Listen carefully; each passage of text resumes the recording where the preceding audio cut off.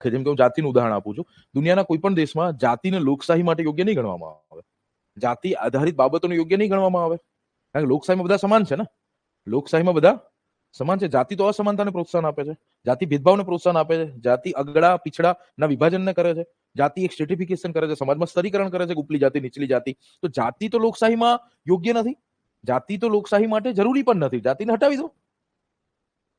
આજે ભારતના સમાજમાં તમે જુઓ કે જાતિના આધાર પર વોટિંગ થાય છે, જાતિના આધાર પર વોટ મંગાય છે, જાતિના આધાર પર કેબિનેટ મિનિસ્ટ્રી વહેંચાય છે, જાતિના આધાર પર આંદોલન થાય છે, જાતિના આધાર પર નીચી જાતિઓને દબાવવામાં આવે છે.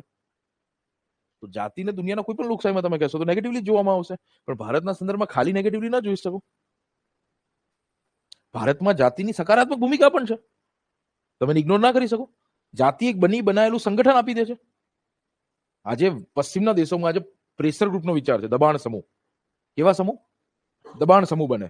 તો આપણા ત્યાં તો એવા પ્રેશર ગ્રુપ બનાવવાની જરૂરિયાત નથી. જન્મ સાથે એક પ્રેશર ગ્રુપ તમે જોડે લઈને ચાલો છો, સમજો. અને એમાં એવી જાતિઓ કે જે વધારે સંગઠિત છે, જેમનું સોશિયલ ફેબ્રિક બહુ મજબૂત છે, જેમ કે મારો દેસાઈ છે, ચૌધરી છે, દરબાર છે, આહિર છે. આ બધી કોમ્યુનિટીનું સોશિયલ ફેબ્રિક બહુ ગૂંથાયેલું છે ને. એનો અનુભવ તમે પણ કરતા હશો. તેના ફાયદા છે ને. બનાયેલું સંગઠન મળી જાય છે.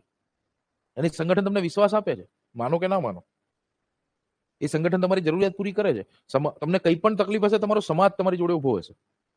બીજું કોઈ ઉભું હોય કે ગરીબમાં ગરીબ વ્યક્તિને એ વિશ્વાસ હશે કે મારો સમાજ ઉભો છે. બાકી ગરીબ વ્યક્તિ જોડે કોઈ ઉભું હતું એમ. બધાને કૃષ્ણ જો મિત્ર ના હોય ને, એમને એ સાચી ઘટના કોને ખબર.